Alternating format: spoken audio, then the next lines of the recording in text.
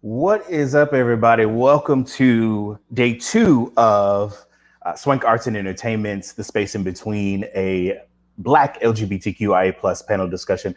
I'm your host, of course, Dwayne Q, and we're so glad to have you tonight. I'm so glad that you are here. If you joined us last night, you saw the G conversation where we sat down with some very professional Black gay men and had a very open, candid conversation, transparent and candid conversation about their perspectives and their views of our community. Tonight is no different. We have the L conversation is tonight, and I have some amazing, amazing women in the house that come from all walks of life. There's doctors, there's Grammy Award winners, there's fashionistas, there's interior designers, there are magazine creators and editors. And so tonight we're going to just have that same kind of conversation. We're going to enjoy getting to know this side of the community.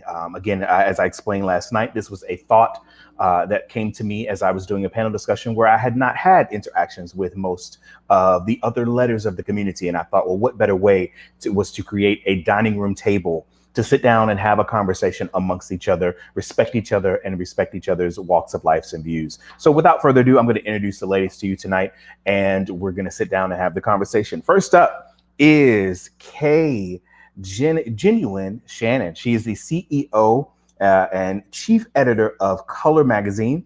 It's New York's first people of color LGBT humanitarian-based digital publication, where their motto is everything is better in color. Okay, it's also a U.S. vet serving from 2008 to 2016 and was recently honored on Veterans Day this year by the Long Island Community Fellowship Church of West Babylon for her years of service. Without further ado, my dear friend, Miss K, what's going on? Hello, hello, hello. How are you? I'm good. How are you? I'm blessed and highly favored. Trust me. Good. Did I do that intro correct? Did I get all of your points? It's genius, like a genius, like smart Thank presence. you. What did I Yeah, but say? Did other I than say? that, you said genuine. I mean, that's cool But too. you did. But you That's cool. genuine though. But Exactly, exactly. We good. We good. but we're gonna call you genius from now on. I promise. It's all good. It's all good. Glad to be All here. right. Thank you so much.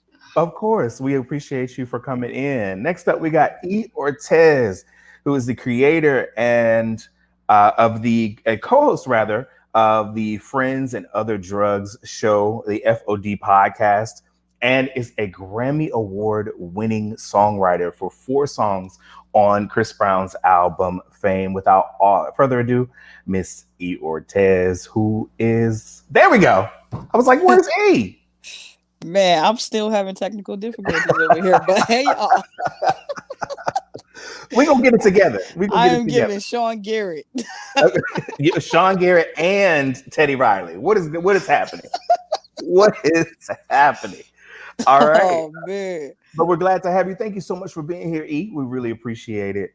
And I just like saying Grammy Award winning. I think that Grammy Award winning, because everybody can't say that.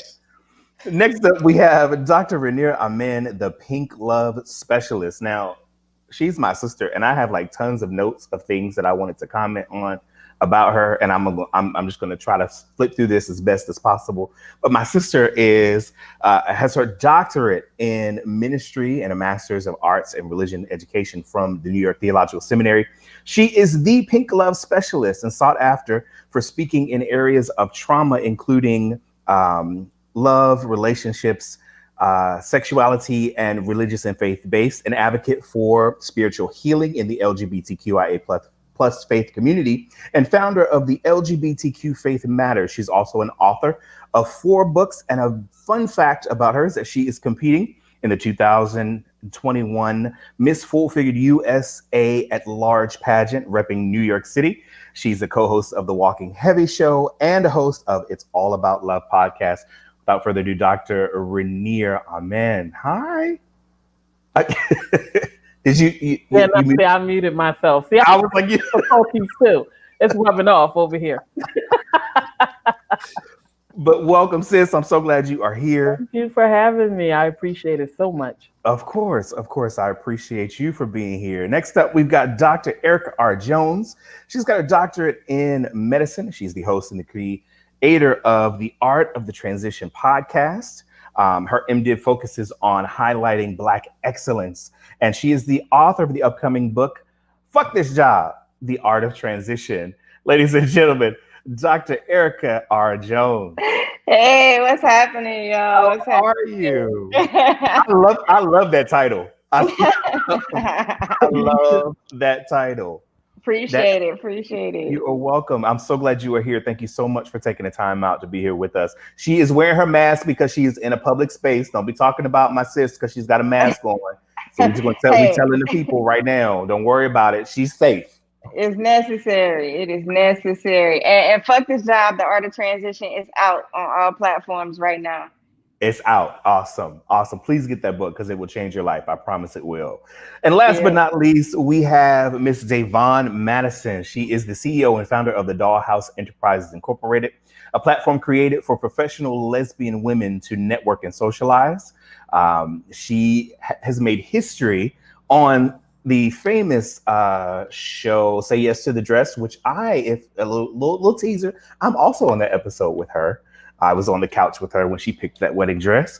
Author of the highly anticipated book series Love is Love, a collection of intertwining relationships with fictional characters in the LGBT community. And she just started her company. She's an interior stylist company that's called Lady Day Designs. Without further ado, the fabulous, the wonderful, the amazing, and the luscious Miss Davon Madison. You have to say all those acronyms when we talk about you because she is all of those things and more. Listen, you're fabulous. That's why I had to have you there helping me pick my wedding dress. Yes. I every now and then that episode comes on and people are like, I know. Is that you? But they always like, wait, is that you? Yeah, that's me, child. That's me. That's me. But we're glad to have you, Davon. Thank you so much. And I'm glad to be here. So I want to jump right into it, ladies. I want to start primarily just talking about the lesbian experience and how that may differ from the Black gay male experience. And a lot of the times from our perspective as a Black gay male, from our perspective, we're segregated a lot. We don't party together necessarily. We don't intermingle together necessarily. And when we do come into spaces together, in my opinion, it's a little uneasy because we're not sure how to feel out each other and how to, really kind of embrace each other within the community. So if you want to talk about your experiences as first and foremost Black women, and then, being a lesbian as well, and then how that has kind of transitioned in connecting with the other letters of the community. So whomever wants to go first, you're more than welcome to chime in. Well, I'll chime in. Sorry, my voice. Can you hear me? Yeah. Okay, great.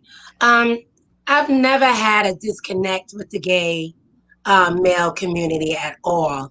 I party with them. When I'm with them, they become my good Judies.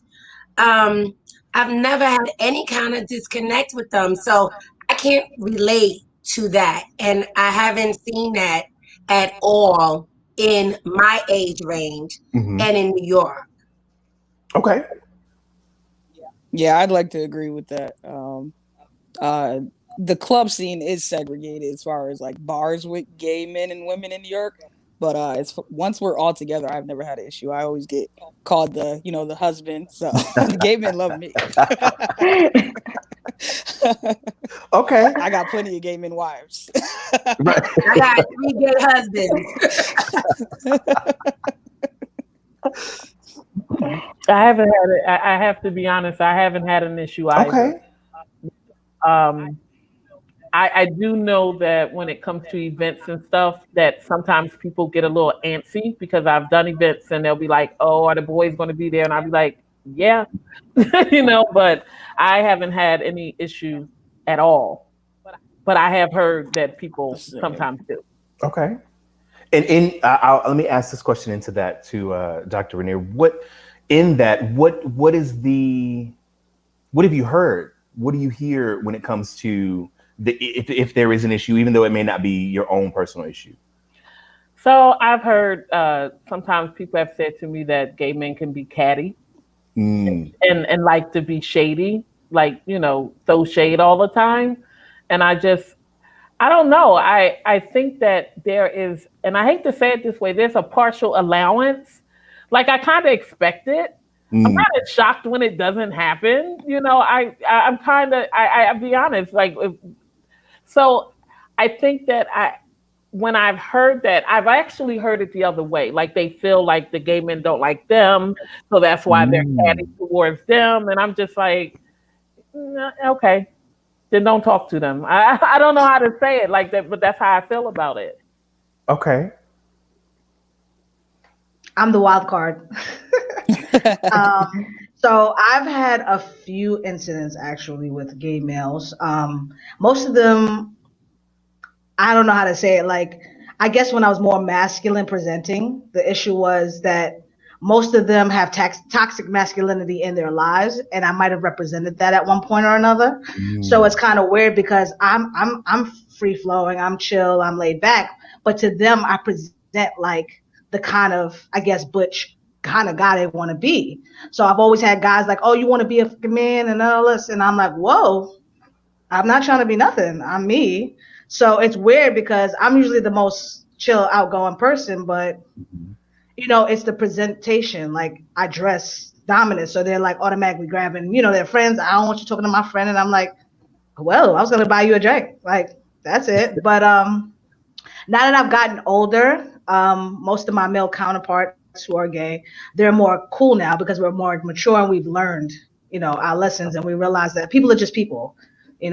You're whatever went in the past, let's just work on us as individuals and not worry about what you think about me. You got to get to learn me as an individual. So it's better now. I'll put it that way.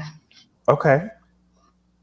So I can say that I haven't necessarily experienced a disconnect personally. Like the first member of the community that I actually met was a piano player in the church that I grew up in. He was a gay male, and he really embraced me and just was a gem to the whole family, like in the church community. Personally speaking, I can say that like I know that the party scene is a bit different. So I live in Atlanta, Georgia, and I travel extensively, and I have traveled extensively. One of the things I can say about, traveling is that I, once again, have just been embraced no matter what situation I've been in. I think I was traveling to Puerto Vallarta, Mexico alone, and it's a group of gay Black men. They saw me. They're like, "Oh, are you by yourself? Are you with us now?" So we had literally an amazing weekend. But I can say that one club that we tried to go into in Puerto Vallarta did deny me entry because I was a female. It was a boys only club, and I know that those exist.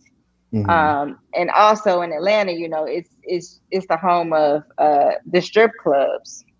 So this isn't even, like related to sexuality at all outside of just being a specific gender. But there was one particular strip club that would not let you in if you were a female by yourself. So it's just like you run into different things, I think, in the nightlife. And a lot of times we go into the nightlife trying to, just have a good time and trying to escape our reality. So that can add, on as a stressor for people in the community, just depending on, who you're with and how you take that. The group of people I was with, we just decided to go somewhere else that night in Puerto Vallarta.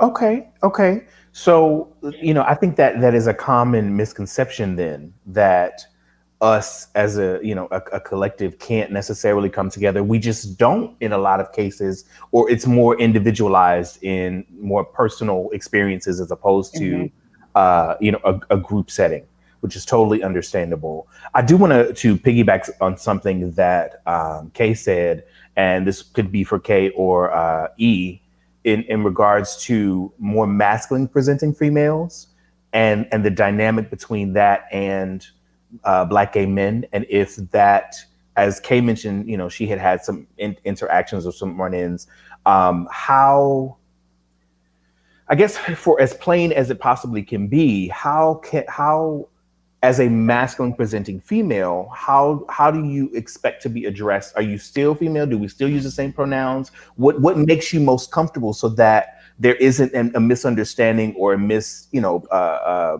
representation of who you actually are? I definitely identify as she and her. Mhm. Yeah, I dress the way I am, but that's about where it ends. Okay. Yeah, but I'm well aware that I'm a woman, so I don't. Yeah. Yeah, I gotta say the same. I present masculine, but once you get to know me, most of the time people are like, "Oh my God, girl!" Like, "Oh, okay, you one of us?" Like, "Oh," and I'm like, "See, I was trying to tell you that you were focusing on this, but I'm talking to you. So now let's go get drinks and let's talk about this." That's how I am. And in terms of masculine presenting, though, then because there's a fine line in my perspective of masculine presenting, and then you also kind of run the risk of maybe being compared to a trans man in aspects of how you present. And so, do you run into those types of problems normally, or is it just you kind of stick with the people that know you and get to know you? And if you're meeting somebody for the first time, then how do you, if they want to know or they ask, what's the best way to communicate towards you?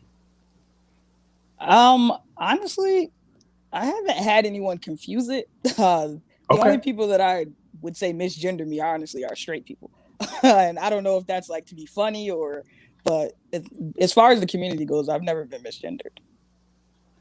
Yeah, I've been called sir like maybe once or twice, and that's like with my back turned. So I guess it's kind of a like far away look, not really stare. Especially if I have a hat on, I look like a little boy. I'm not gonna lie. So Yeah, I have a fade, so you I'm not definitely gonna might do. confuse it Yeah, a little bit. I'm not gonna get mad. I just turn around and say ma'am, or my name is Right. Nakima, and then they're like, oh, I'm so sorry. But most people ask my pronouns when they first meet me nowadays, anyway. So the incidents are less. Okay. Good to know. Good to know. I know that. No, I, yeah. go ahead. I was No, gonna go say ahead, Dee. something.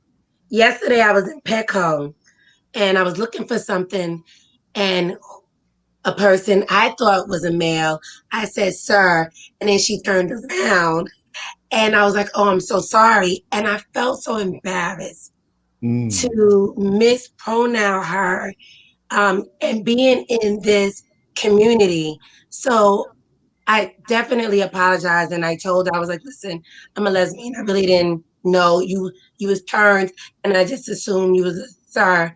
And she was like, "I get it all the times, but it hurt because I'm in this community, and I wouldn't want to do that to somebody else. So I get it how the straight community does it, but somebody in our community, I just felt it was a bigger offense." So, with that being said, Dee, do you think how do we fix that? How do we? Because I'm sure that happens more often than not. I mean, I'm sure that we have walked around and either misgendered or used the wrong pronoun for people. Then how do we better educate us as a community, obviously having conversations as such, but are there other ways, or in your opinion or your thoughts, that you might think to be able to say, you know what, this would be an easier way for us to fix this issue or circumstance? When I left immediately, I said to myself, from now on, I'm going to say, "Excuse me," Mhm. Just because hmm I don't even know why I said "sir." That's not even in me to say it. And I was extremely embarrassed about the situation. So from now on, I'm going to say "excuse me," and then ask somebody, basically, what pronoun should I use for you? Or hmm what pronoun are you comfortable with? You have to ask that question in the world that we live in now. And nobody should be feel that it's offensive that you ask that question because you don't know. When you asked earlier, what do I consider my pronoun? I said she, her, but I could have told you they. I Right. could be non-binary and you would not know, but you asked that. So in this world that we live in, and we can't assume. hmm So we have to ask that question first and then continue on with the conversation. I think that when you get ready to start a conversation, no matter where you are, when you're addressing an individual, I think tone really matters. And some people will really discredit tone, but tone really matters when you're speaking with someone that you don't know, and just kind of trying to get a general understanding. Look at someone in the eyes, just like, you'll say, "Hey, my name is such and such. What's your name?" If you're genuinely interested in getting to know them, the next question is not what do you do? The next question is going to be, what are your pronouns? Because I feel like we've been programmed to say, "Oh, my name is such and such," or "where you from," or "what do you do?"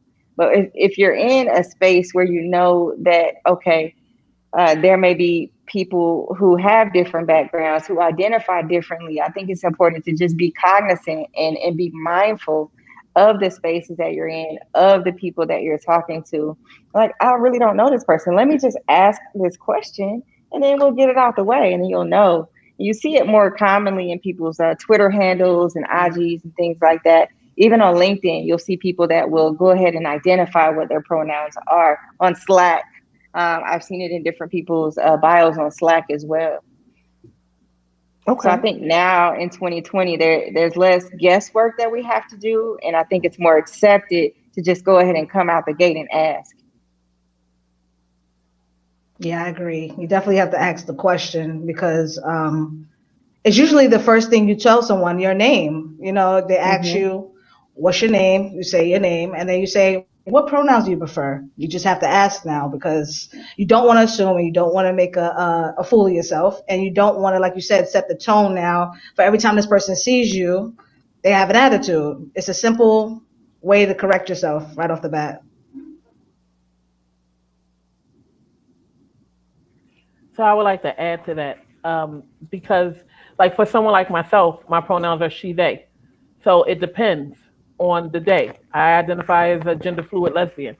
So oftentimes I don't, because I am feminine presenting and I walk into a lot of rooms, I that's why I kind of kept it as she, they, because it just made it simpler for me, because it made me, and I'm just, just being honest, it made me feel like I always had to over explain myself.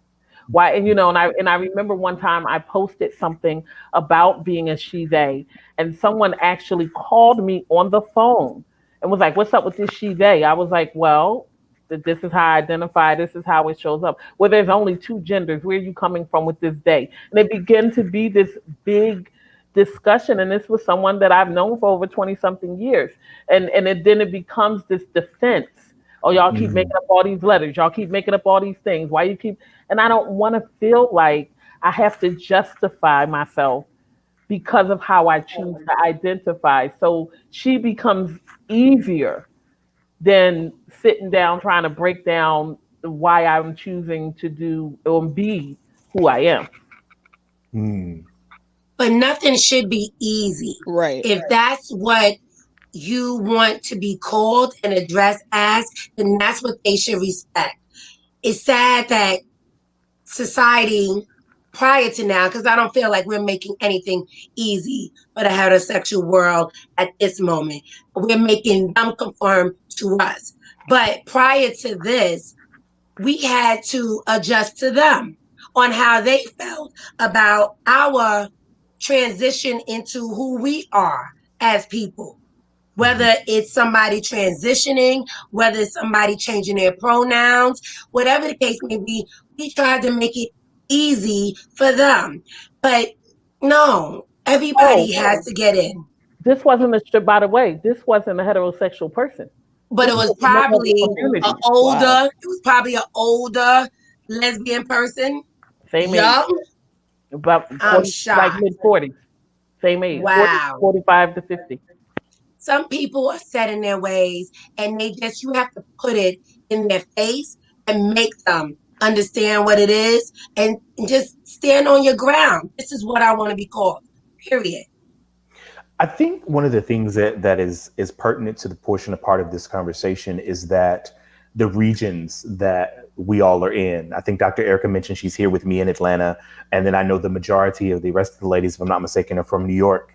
And so in New York, you probably would have more interactions and have more face-to-face conversations as such. Whereas you can agree with me or not, Dr. Erica, but here in Atlanta, it's not as accessible and or easy in the circles of people that you come across, if I'm not mistaken. Right. So you wouldn't have those kinds of you constantly have to teach the people, especially here in the South, that, hey, this is who I am, this is how I identify. And, it becomes almost a joke in some cases for people that just choose not to understand, and that's what becomes the most unfortunate. And I think that's what hinders the strides within the community. when we take one step forward of, we've made this big, declaration about making sure that pronouns are being exchanged, properly, and identifying people properly. But then you have people that still, and people within our own community, as Dr. Rainier mentioned, that still just don't get it. And I think, again, this is why these types of conversation and more of these types of conversations are necessary and needed. So I'm going to ask another question if we want to move on, if anybody else has anything they want to add to that real quick. Okay. I didn't want to make sure. I didn't want to cut anybody off. What is the state of the Black lesbian community, in your opinion? What is the state? Like, what state is the community in your opinion? I saw some eyes go like, I don't know. I just know what goes on. I just know what goes on in my living room, I feel like everybody would You want have to say an where? opinion to this. And my opinion is, I feel like we're thriving more than ever at this moment in our community. I've been a lesbian for almost 27 and a half years. And I've watched our community grow. My daughter is a lesbian.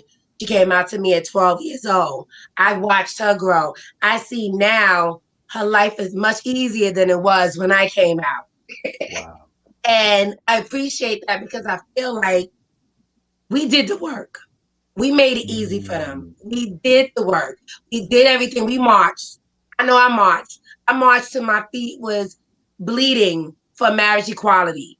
I mean, we did the work. And now it's easy for you to tell your mother and father I'm gay because they see it on television. They see it in the media everywhere. It's not foreign for them anymore.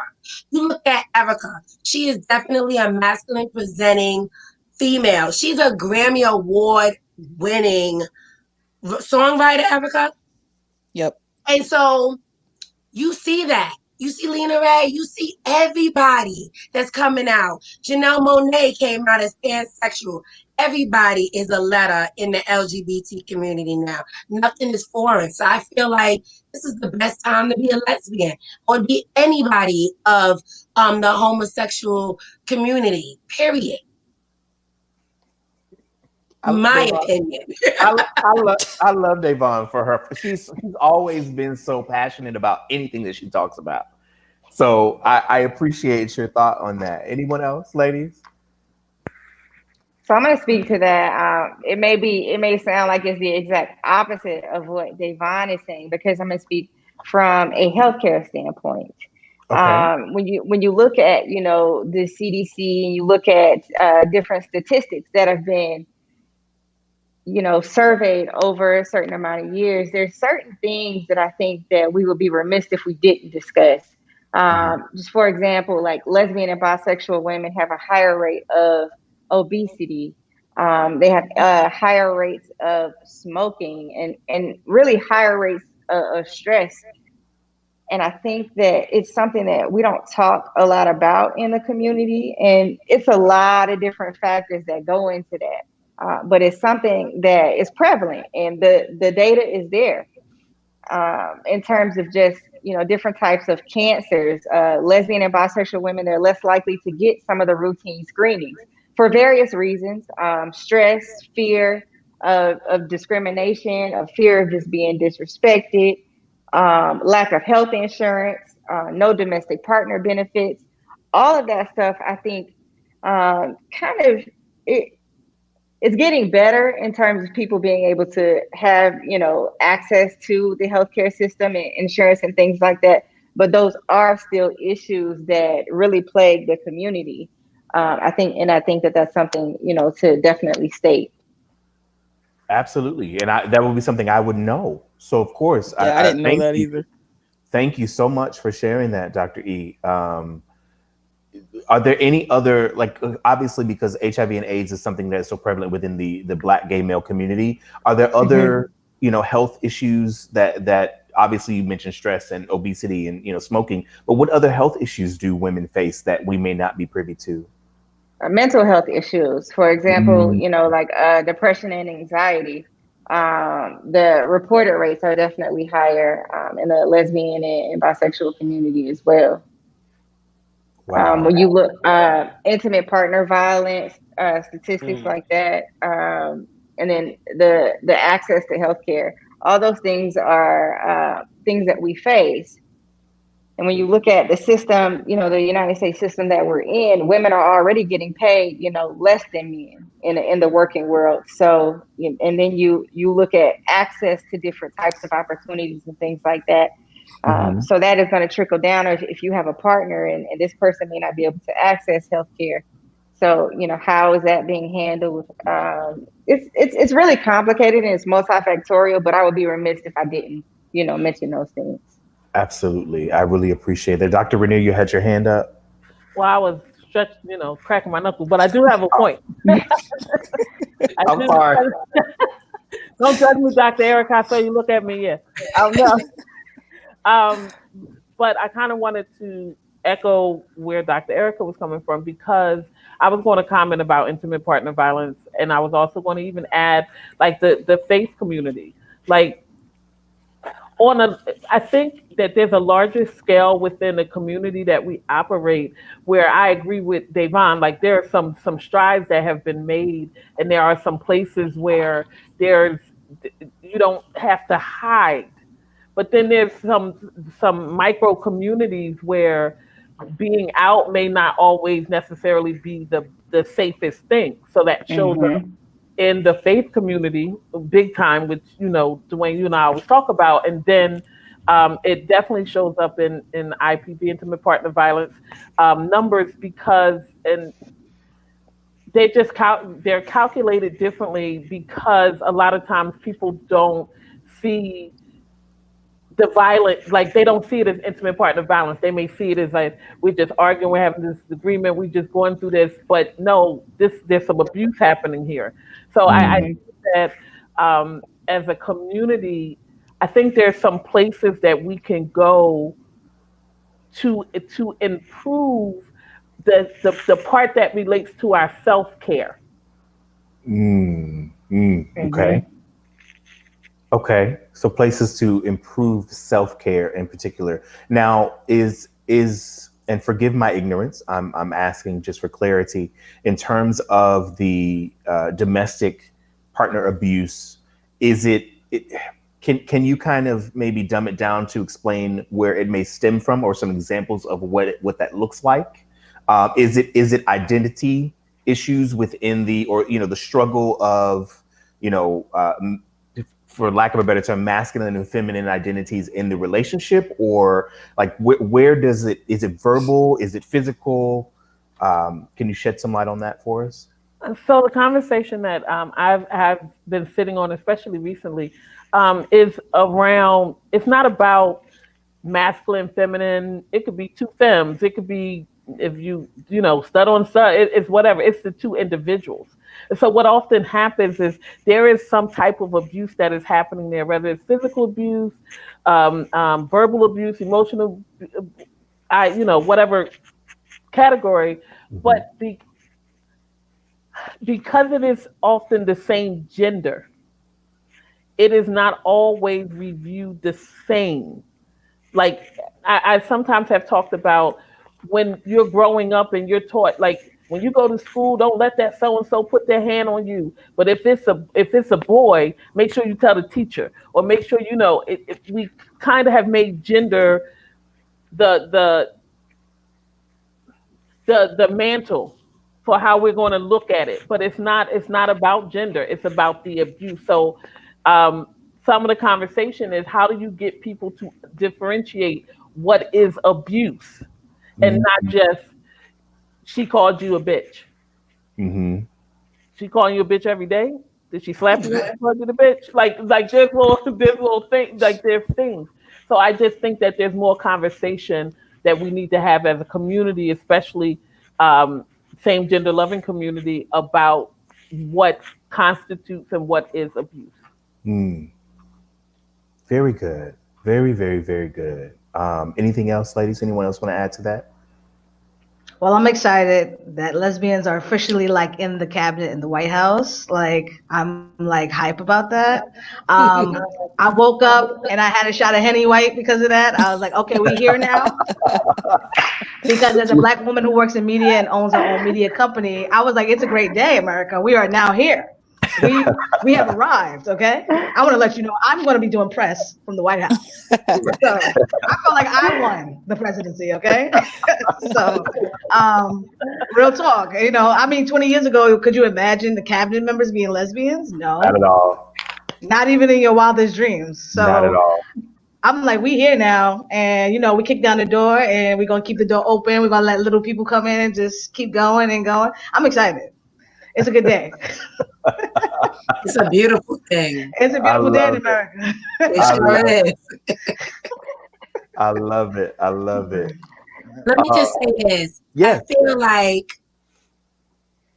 I feel like what Veneer said is very true, and what Dr. Erica said was very true. And I feel like that comes a lot from smaller counties or areas where the LGBT community is not, less, for lack of a better word, taken care of. In New York, we have a lot of resources. So I'm talking from a standpoint from New York, but I can imagine that in Ohio, Dakota, Montana, Or even here in Atlanta, you know. really in Atlanta, I know. I thought Atlanta was like a huge gay community. right? Well, let's be clear. We do have a huge gay community, but it doesn't necessarily mean that the community is as progressive as New York. Now, being someone that has lived in both places, I would take the communal aspect of New York and the aspect of the community from New York as opposed to living here in Atlanta. I'm very very isolated here. I'm not a club boy. I don't go out to the clubs. I'm not out all the time. I'm not in the strip clubs. You know, that's just not my thing. You know what I mean? And from a standpoint of people where you don't, you know, in New York it's genuine. When you genuinely, for the most part, when you meet somebody, it's genuine because everybody's riding a train together. Everybody's walking together. There is no, what's the word I'm looking for? There is no flaunting what you have because we all live in closets. We all live in, you know, brownstones. We all live in apartment buildings. You see what I'm saying? Whereas here in Atlanta, everybody they want to floss what they're renting. They want to floss what they don't own. They want to floss, you know, and you don't meet the genuine people like you do in New York. Y'all are laughing because it's true. It's true. That part. You know, the bank owns your car. The bank owns your house. You don't own anything, but you want to be this affluent, you know, person in the community, and you don't meet genuine people that way. If they're just not genuine. And so I'd rather stay to myself because I know I'm not going to come across people that are real. And I'm from the era of having real connections with people. So that's where it comes from me. I don't know if you want to chime in, Dr. E. You may have a different experience. So I've been in Atlanta since 2000. I went to high school here. People know me just as who I am, you know, who I was. I was on the basketball team. I hung out with such and such and such and such. And you would see me at this and this place. So I don't know that people just identify me as this Dr. Erica the lesbian. They just like, oh, that's E. Like, what's up, Erica? Like that. You know, they identify me as like who I am. Like I'm a bright light. I'm courageous. I attract great energy to myself. I've always been intelligent. I've always been motivated. So people here who have been in Atlanta, they know me as such. And the people that, you know, I met back then, that's the type of people that were around Atlanta back in, you know, 2000. Now in Atlanta, there are a lot of people who are moving into Atlanta. So these aren't really true Atlantans. It's just a lot of people who are, you know, coming in from this place and that place. So they feel like they have to like fake it till they make it. Because I guess, I don't know, maybe they don't have any friends or they don't have like a network. I don't know why people do that, but I just like I've been here since 2000. So people know me as who I am. not necessarily like, oh, that's Erica, the lesbian per se. Got you. So I'm faking it till I make it because I just moved here. No, I'm We just miss kidding. you in New York. I miss being in New York sometimes, but I tell you what, I'm not. But I think the reality is that you come across people and you don't know their genuineness at all. You Yeah, know, you're I think right. it's different. Again, it's different in New York because everybody is in, making it. Everybody's doing the best that they can, literally, because it's not for the faint at heart to live in New York. So I get that. I want to go to the next question. I want to ask, where's my question? No, official, we make sure we good. Now for women, is your blackness inferior to your queerness or vice versa? Is your blackness inferior to your queerness or vice versa? Is your queerness inferior to your Yikes. My blackness is my sword. My queerness is the backup. So being black Mm, first, your ancestors were like kicking ass way before you even found out you were gay. So you got to think about that. Um, I always feel like, your sexuality is something you learn as you go along, but you were like born black first. So like you're gonna be rooted in that, unless your family didn't, embrace that or whatever the case may be. But I feel like you're black first, and then you walk into your path as figuring out what you are, lesbian, bisexual, pansexual. That comes later on. mhm. So it's kind of like your blackness is wrapped around your gay. It's like that's what I think because you're black first, and then you kind of explore your sexuality as you go on, but you're black first. So I mean that's my opinion for me. Anybody else? I kind of agree with that. I'm a black woman first before my sexuality comes into play. So, yeah, I don't really. I definitely think my blackness jumps out first, way before my sexuality, way more. I don't think my sexuality is even like ever a topic of discussion unless you're trying to go somewhere with that. You know what I mean, if you're trying to get added to the Rolodex.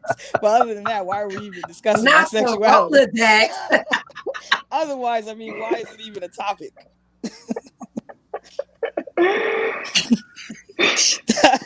That didn't come out right.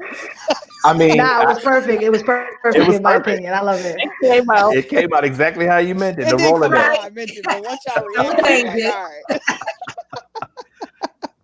I feel like definitely you're black first. That's what the others see. That's what they're scared of, is our blackness, the strength that comes from our blackness. What Kay said, knowing that we have our ancestors holding us up, knowing that you can say something to us and the strength that we carry from them ancestors, it don't phase us. I feel like our blackness is definitely first. As a feminine presenting woman, when they find out I'm a lesbian, it's usually straight men that now have a little issue. Everybody else is okay with it. But for the most part, if you have an issue with me being black, that's going to be presented. You're not going to be able to hide that because that's who I am. I'm a strong black woman, which in their eyes think is the angry black woman.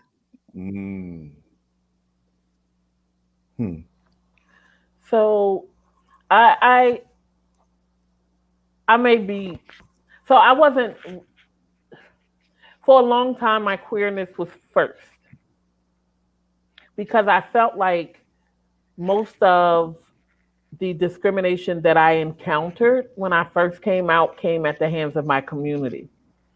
And I felt like when people died or were killed, let me say that, if the community found out that they were gay and black, they were least likely to want to march and fight and all of that stuff for them.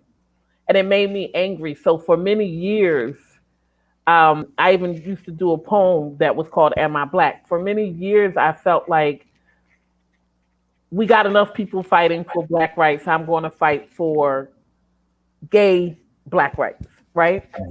But now, at this point in my 45-year journey, especially over the past maybe 5 years, there's been this deeper awakening, and I think it happened once I started to really have to get into this conversation about religion and blackness and sexuality. It started to change some things for me. It made me attach more to the melanin in my skin. It made me kind of feel the fight that my ancestors fought, because that became part of my spiritual work for myself, not before it became for anyone else. It became part of my spiritual work for myself. And I know that that came from, coming up I'm from Philadelphia, so that's where I came up at. And blackness was not a big conversation in the home. But it took a long time for me to realize that that happened, because when my mom that raised me, when she was younger, she got called the N-word, and slapped this woman, lost her job, and it because this was in the 60s. So it began to be something that she did not necessarily focus on. So I went to private schools. Most of my friends were white. Like I didn't have that need inside. It didn't happen until I got older, and probably in the past few years that now my blackness is first.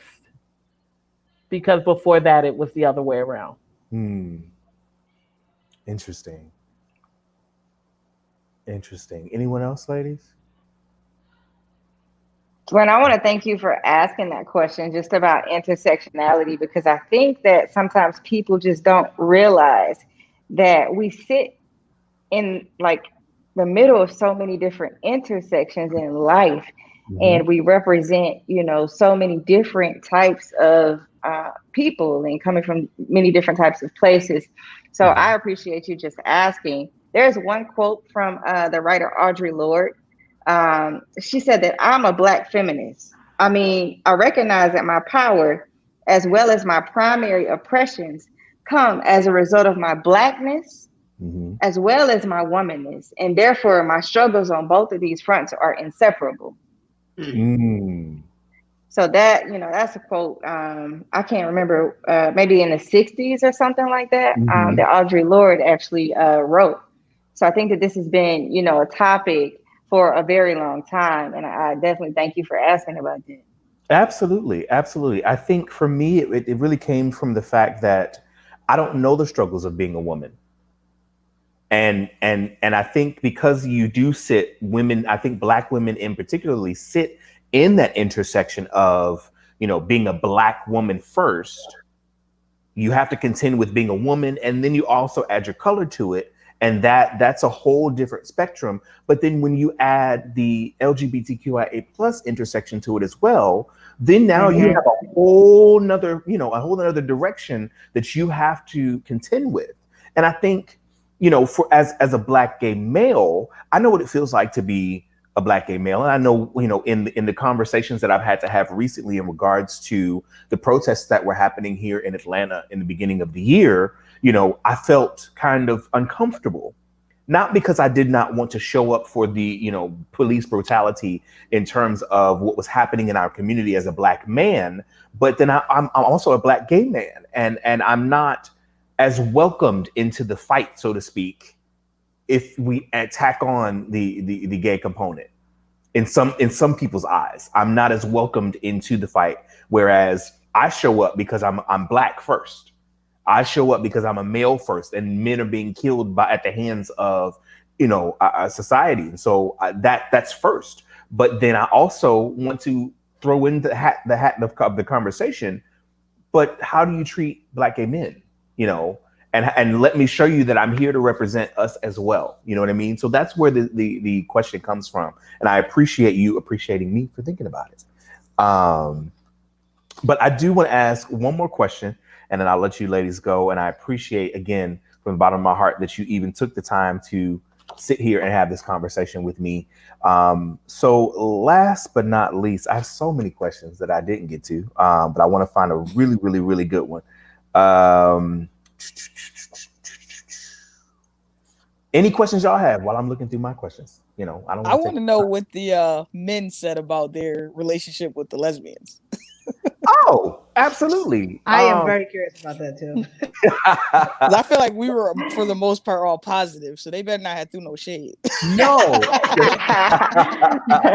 there wasn't any shade thrown, but you would be surprised how there's not much interaction, and they didn't really have anything to really speak of. And again, I think it's regionally. Whereas, in New York, we might come together. That's where I've met most of you, to be honest. But here in Atlanta, I can't necessarily say that I have come across, members of the lesbian community that I could be like, that's my girl, because we just haven't, Right. interacted with each other in that aspect. And again, it's more common in New York because y'all are walking everywhere. Y'all are going to different events.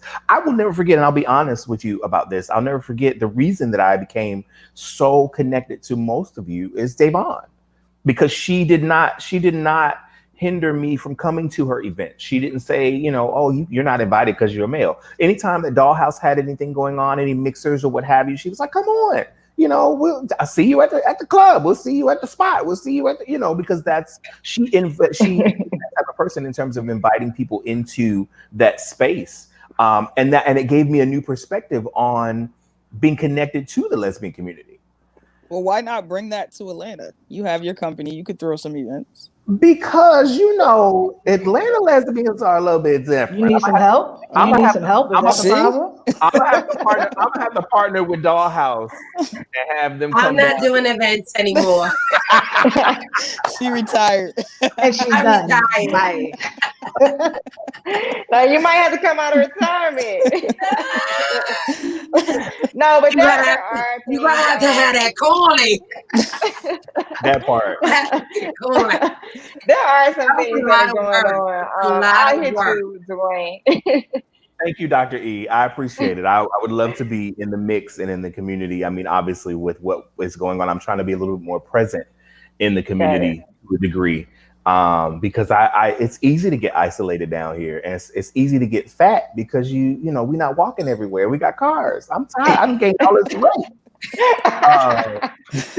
I would gladly trade you some of this walking, and trust me. We got a He hurt. comment from one of our Aaron watchers. Aaron said, it's very segregated here when it comes to gay men and the other letters of the community. I struggle with that coming from Ohio. I'm used to everyone hanging out. So it's there. I think we just need to do more of a better job of creating the spaces for us to connect. I find it. You're on the right track. You're on the right track. Because when I was coming to Atlanta a lot, I was in the poetry community because there was no divide. Like it was like no matter where you fell along the spectrum, it was a common theme of poetry. So maybe the thing is finding out what the common theme is. In addition to having Dr. E along, because sometimes you need that person to get you in the door. Like you gotta get in the door, but. I agree with that too. I think it depends what's going on because as far as the industry goes, we do a lot of stuff in Atlanta, and it's not segregated, but the common denominators we're all there for music, so it doesn't really matter. And the industry is majority gay, so. Okay, but with that being said, I'm just gonna go to some parties with E when E comes into town. Listen, I'm with it. As soon as y'all get COVID under control, because I was just down there. I was getting invited to the strip club, and I'm like, not during COVID. I came here to work and go home. Right. I'm waiting for y'all gotta get a handle. I'm waiting for COVID to pass. Exactly. Because they are still shaking titties and ass. Yes, I know. I got several invitations. I'm just saying, they still, swinging I riches. don't want tripping down there. Mm-hmm. You don't want no COVID turn up? You don't want no COVID turn up? COVID cure. I'm all set. Ladies, my last question for you. Is about the gay agenda. Do you think that there is a gay agenda and that conversation that arises within our community? And Dr. Rainier is shaking her head because this was a question that she thought to be. And I said, "Oh, that's good. I'm stealing it. I'm taking it for the panel." Absolutely not. I think that's bull. I don't think there's a gay agenda. Yeah. I think it's bull as well. I mean, I think they try to make it a gay agenda. We have no gay agenda. We're just trying to live our lives authentically, organically, and free. But they try to make it that we are doing these things to change. No, we're just us. There's no agenda. Just trying to And we live carefree without being murdered. That's not an Thank you. agenda. That's equality. Thank you. That's my agenda as a Black person, as a woman, as a queer person. That's my agenda. I just want to live. Ugh. That thing burns my soul every time I hear it. Every time somebody say it, like a part of me just leaps out past the fourth wall and chokes into death. No, as a matter of fact, I'm getting ready to create a gay agenda. Like, I feel like I need to get some people together. We need to create a gay agenda. You don't want to make people let people lie. You know, I don't lie, so we got to give them some truth. I don't understand how people simply wanting to be part of the conversation is an agenda. When I think of an agenda, when I sit down in a meeting and they go, "What's the agenda for the day?" It means that we intentionally got up that day and decided to infiltrate a particular area to put our lives on display. That's bullshit. That it is. So it's okay for me to accept all of the 20,000 things that are going on that I have to watch on TV, that I have to read in stories that has to come into my view.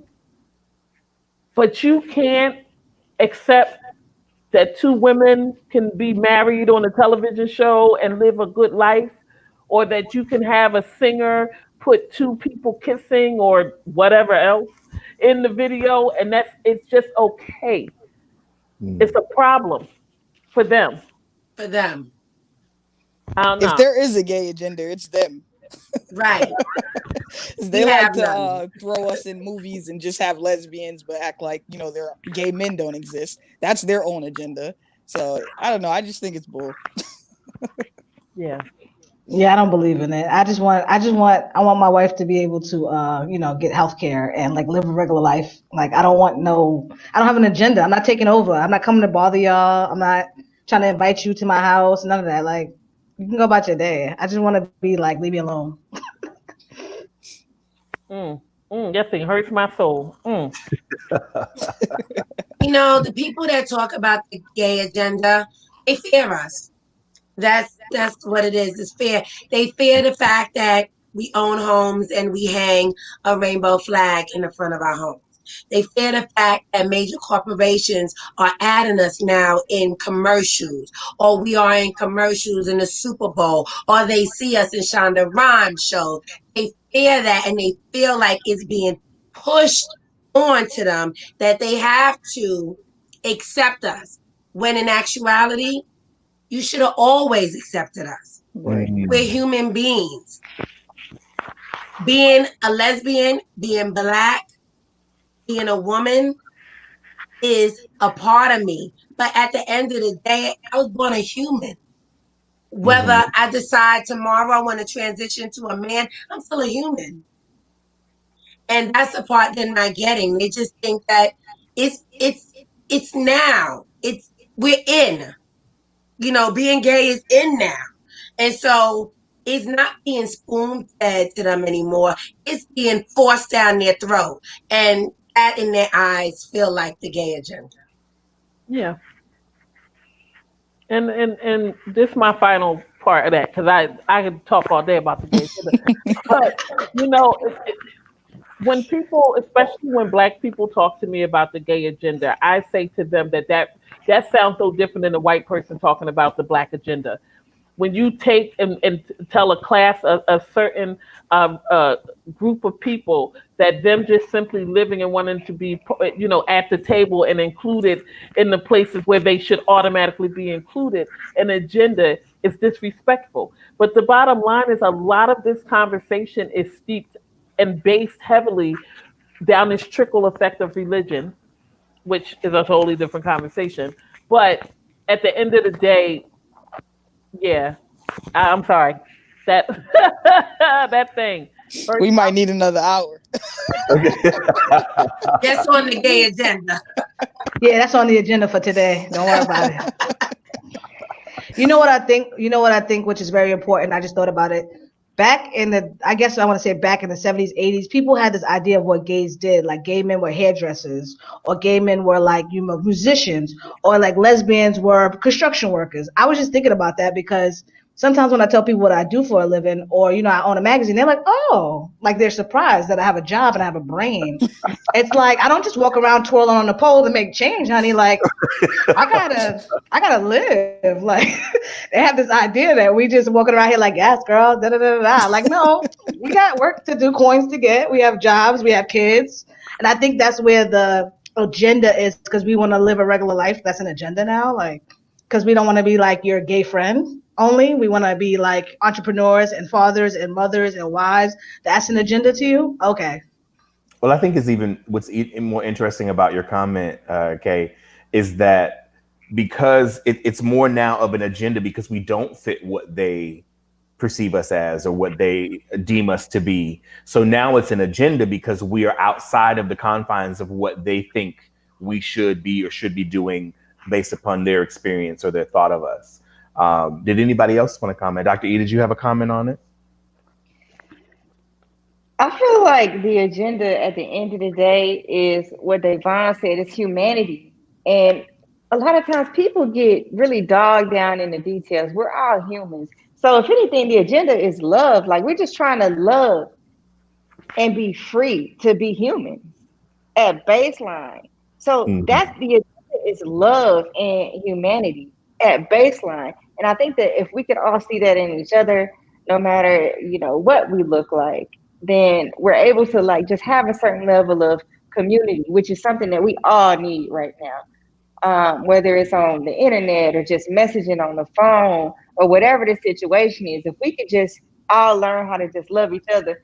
And I know it's things are difficult. People have difficult personalities, but just at baseline, understanding our humanity, we need to make a living no matter what it is we're doing, from prostituting to podcasting. At the end of the day, we all got to be able to make a living. We all got to be able to eat. And we're human. We need to laugh. We need affection. Some people, other levels, we need each other. Bottom line, we need each other. I think that is the perfect place to end the conversation. I think that screams, from the mountaintops to the degree of how we need to continuously embrace each other, continuously have conversations as such, continuously create spaces for each other. One of the comments that was said by one of the gentlemen last night is that it's okay to have an LGBTQIA plus inclusive conversation that nobody else is welcome in. It's okay for us to do more of these kinds of meetings and conversations, whether it be virtually or in person, so that we can get to know each other a little bit better, so that we can be the siblings to each other that we so desire to be within the community. Obviously, being a part of the LGBTQIA plus community, but we don't really know each other. So I think this is a perfect opportunity and the perfect time for us to create these spaces. Ladies, thank you for your expertise, for your knowledge, for your ability to be transparent and open, and even be willing and welcoming to have this conversation on this platform. I appreciate it from the bottom of my heart. And as without saying, if I could do anything for any of you, my lines are always open, and I appreciate it. If anybody else has anything else to say to go, I do want to toss it to each of you, starting with Kay, to just tell everybody where they can find you and who you are, where to put you, et cetera. We'll go from Kay to E Ortez to Miss Devon. We'll go to Dr. E, and then finally Dr. Raniere. So Kay Genius Shannon, you can find me on Instagram at Chief Genius 1024. Facebook, you can find me through Color Mag at CULOURMAG. That's also the Instagram and the Twitter and the YouTube. We're working on that, but you can find me at any of those at Color Mag. I'm just grateful to be here, and I'll see you all soon, because we're all friends now. Right. Yes. I have my handle in the description, but Erica Ortiz, Miss New York Times on Twitter, Instagram, and Clubhouse. And thank you for having me. Thank you for being here. The Grammy Award winning. I had to say it one more time. Go ahead, Steve. Davon Madison. You can find me on Instagram. She is _the Madison. The same on Twitter, on Facebook, Davon Madison. And love is love. And give Tati my love, please. Your beautiful, beautiful daughter. You know, She's moving to San Diego next to a building next to her dad. She's in San Diego right now.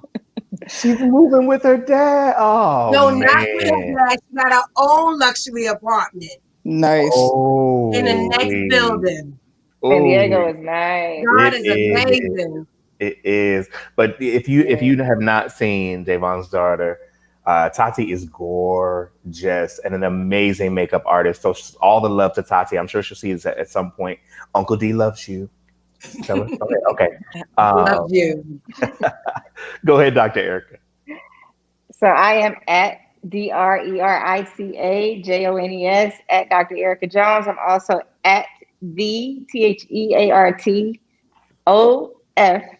transition, the art of transition. So if you want to hear what I have to say about anything, I'm interviewing some amazing entrepreneurs here in the Atlanta area.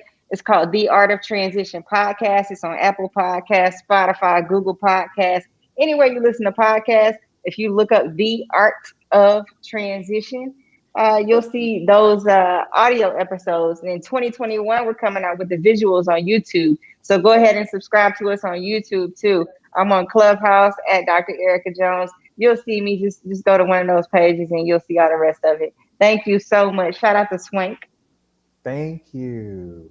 And Color Mag and The Art of Transition, you will see Swank on both of those platforms in the near future. So I just want to toss that out there. Are you on Clubhouse? I can't wait. I am on Clubhouse. I just joined. I think it's a very interesting. I was gonna say you should bring this to Clubhouse. You'll get a lot. I am not an iPhone user. I do not like to hear this conversation. It must stop now. It must stop now. There we go. You always gotta have one Android user in the house. Right. There's always two, one. Actually. Thank you. Oh, Get Dr. Renee too. While you at it, coming for me. I took the bullet, but I'm not going to take but one. Okay. First of all, I can't get with the iPhone. I'm so sorry, but I do have a Mac and all the other stuff with the phone. I just can't do so. Don't worry, y'all get on Clubhouse next year. Don't worry. Yeah, it's currently it's only for Apple users. I'm sorry, but it is a great platform. We'll talk about it offline. It's a good platform for real. That's all right. That's all right. Dr. Rainier, where can we find you? I don't know. I feel like I need to trade in one of my phones now. Y'all shame me.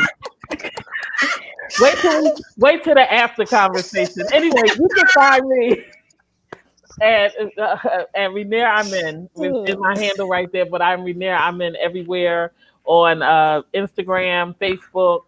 You can also check out my podcast. It's all about pink love.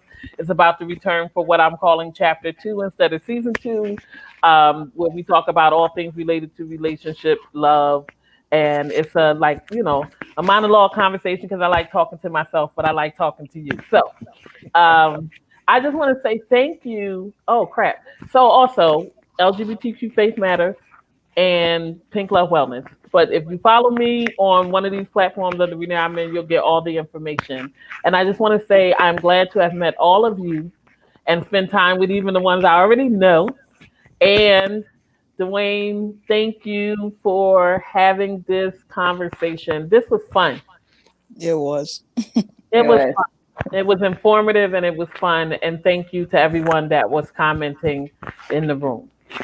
Dwayne, can you set up a conversation that we have with gay males? Absolutely. I think that's needed. Absolutely. I would love. Someone else asked me after the conversation yesterday that I should bring back people from each of the conversations to kind of do a conglomerate of, creating a space or a table for everybody to have, the conversation at one time. And I think that is a great idea. I think it's something that's necessary and needed. So I certainly can. And if you would like to be a part of that, shoot me an email and just say, hey, whenever you do it, I would love to be. We can call it the gay agenda. Right. Or breaking down the gay agenda. This is the gay agenda. Right. This is the gay agenda. Make sure you get your programs. Make sure you get your programs. Right. Right. We're sending out membership cards at the agenda meeting, so make sure you are present. But this has been so enlightening and so grateful. I'm so grateful for all of you, as I've said 1,000 times. You can always find me at my handles, Dwayne Q. You can also check out Swank Arts and Entertainment at SWANKArtsENT.com. It is a multimedia production and event management company here in Atlanta, but we can travel where you are.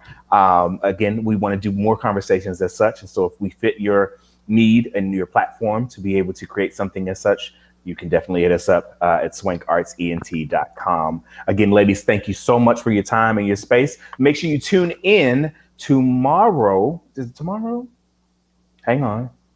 Tomorrow's payday is Thursday. It's Thursday tomorrow. Right, it's tomorrow. I don't forget. Make sure you tune in Friday for the trans conversation. On Friday, I have Dr. Elijah. Yeah, I'm ready to tune into that too. Yes, Okay. I have Dr. Elijah Nicholas, and I also have there she is, Miss Blossom Brown out of Los Angeles. So we're going to sit down and have a trans conversation, just the same, to understand the perspectives of the trans community.